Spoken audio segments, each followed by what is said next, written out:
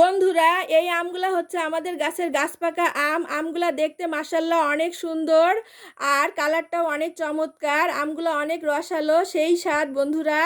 আর আম যে শুধু এমনি খাওয়া যায় তা নয়, এখন যেহেতু আমের সিজন বন্ধুরা, আপনারা বেশি বেশি করে আম খাবেন আর আম দিয়ে বিভিন্ন ধরনের রেসিপি তৈরি করবেন। আর আম দিয়ে বিভিন্ন ধরনের আচার তৈরি করা যায়, আম শক্ত তৈরি করা যায়। তো বন্ধুরা, আম দিয়ে বিভিন্ন ধরনের পিঠাও বানানো যায়।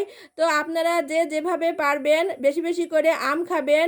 আর এই গরমে যদি এক গ্লাস ঠান্ডা আমের জুস খাওয়া যায় তাহলে আপনাদের দিল কলিজা একদমই ঠান্ডা হয়ে যাবে। তো বন্ধুরা, আপনারা কি জানেন আমে রয়েছে প্রচুর পরিমাণে ভিটামিন, রয়েছে ভিটামিন এ, যা খেলে মানুষের রাতকানা রোগ হয় না।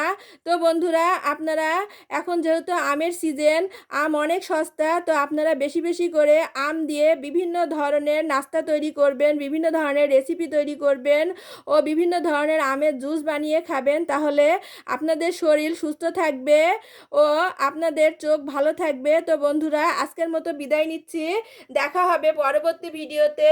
সেই পর্যন্ত সবাই ভালো থাকবেন, সুস্থ থাকবেন। আল্লাহ হাফেজ।